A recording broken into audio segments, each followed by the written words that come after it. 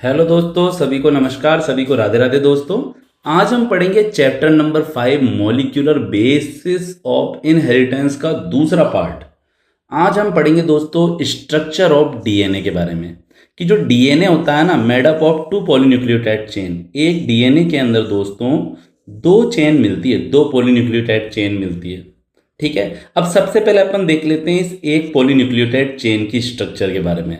तो structure of polynucleotide chain के बारे में अपन देख लेते हैं।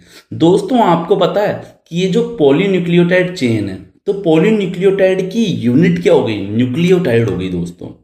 ठीक है, और न्यूक्लियोटाइड में तीन कंपोनेंट देखने को मिलते हैं। एक तो नाइट्रोजनस बेस होता है। नाइट्रोजनस बेस क्या होता है? नाइट्रोजन युक्त बेस होते हैं, इसमें नाइट्रोजन पाई जाती है। एक 5 कार्बन वाली पेंटोस शुगर होती है जिसको डीऑक्सीराइबोस शुगर, तो डीएनए में तो डीऑक्सीराइबोस शुगर होती है, आरएनए में राइबोस शुगर होती है। एक होता है फॉस्फेट ग्रुप जो कि फॉस्फोरिक एसिड की फॉर्म में होता है दोस्तों। अब अपन देख लेते हैं सबसे पहले नाइट्रोजिनस बेस के बारे में। दो टाइप के बेस मिलते हैं, प्यूरीन और पिरिमिडीन। क्या मिलते हैं दोस्तों? प्यूरीन और पिरिमिडीन। प्यूरीन में भी फिर दो टाइप है, एडेनिन और गुआनिन। ए जी, ए जी से भी डिनोट करते हैं इसको। आप तो ऐसे याद कर लेना कि सब्जी की प्यूरी पी तो मुंह में आग लग गई। क्या लग गई? आग लग गई मुंह के अंदर। तो प्यूरीन का क्या हो गया? एडेनिन गुआनिन, आग, आग लग गई प्यूरी पीते ही। फिर बेटा पिरिमिडीन हो जाएगा इसके बाद में। पिरिमिडीन के अंदर साइटोसिन एंड थाइमिन, सीटी। क्या हो जाएगी? सीटी। क्या पहन के रखते हैं हमारे पीटीआई सर? सीटी पहन के रखते हैं गले के अंदर एक। ठीक है ना, पीरी मतलब सीटी।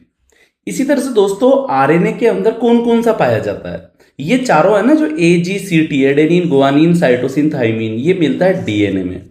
आरएनए में थोड़ा सा अंतर होता है। आरएनए के अंदर एडेनिन गुआनिन साइटोसिन तो पाया जाता है, लेकिन थाइमिन की जगह यूरेसिल पाया जाता है बच्चों।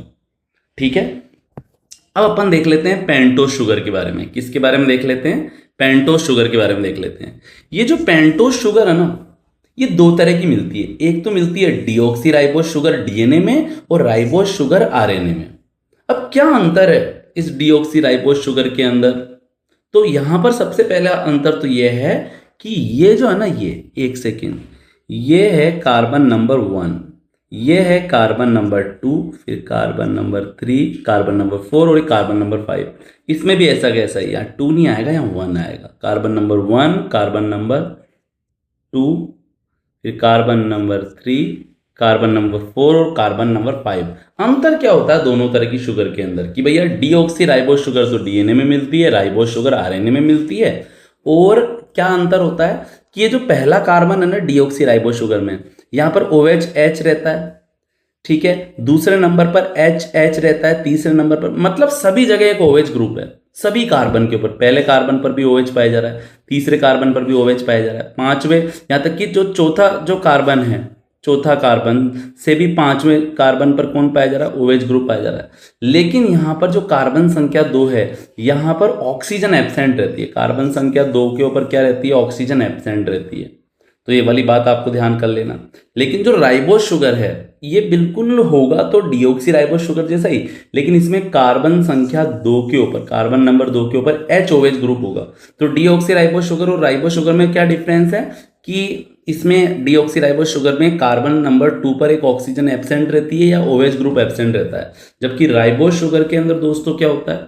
जबकि जो राइबोस शुगर है ना, राइबोस शुगर, ऊपर देखिए आप, राइबोस शुगर, तो राइबोस शुगर के अंदर ये जो सेकंड नंबर का जो कार्बन है, वहां पर एक OH ग्रुप प्रेजेंट रहता है। और आपको पता है दोस्तों, जो ये आरएनए होता है, ये बहुत ज्यादा एक्टिव होता है, कैटलिस्ट लाइक बिहेव करता है। क्योंकि इसमें सेकंड कार्बन, आपसे पूछा जाएगा कि आरएनए डीएनए से ज्यादा रिएक्टिव क्यों है, तो आप दो रीजन लिख सकते हैं उसके अंदर। नीट और बोर्ड के लिए बहुत इंपॉर्टेंट क्वेश्चन है कि आरएनए डीएनए से ज्यादा एक्टिव क्यों होता है, तो बता देना उसके अंदर कि एक तो भैया आरएनए सिंगल स्ट्रैंडेड होता है, जहां डीएनए द्विसूत्री है ऐसा है, वहीं आरएनए सिंगल स्ट्रैंडेड होता है, एक सूत्रीय होता है। पहली बात तो ये।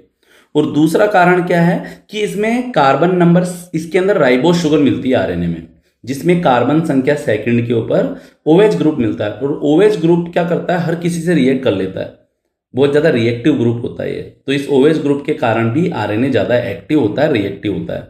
एक तीसरा कंपोनेंट और मिलता है न्यूक्लियोटाइड के अंदर, phosphate group, H3PO4। Phosphate group जो होता है वो फॉस्फोरिक एसिड की फॉर्म में होता है। किसकी फॉर्म में होता है? फॉस्फोरिक फॉस्फोरिक एसिड की फॉर्म में होता है। और फॉर्मूला क्या है इसका? H3PO4। तो ये बीच में पी ले लेना, फिर एक एक बॉन्ड लगाकर O जोड़ देना। जैसे एक O यहाँ आ जाएगा, एक O यहाँ आ जाएगा, एक ऑक्सीजन आ जाएगी। तो पी के चारों तरफ ऑक्सीजन जोड़ देना, ऊपर वाली ऑक्सीजन को डबल बॉन्ड से जोड़ देना, और नीचे वाली जो 3 ऑक्सीजन है यहाँ पर आप एक एक हाइड्रोजन कनेक्ट कर देना। तो ये बन जाएगा H3PO4।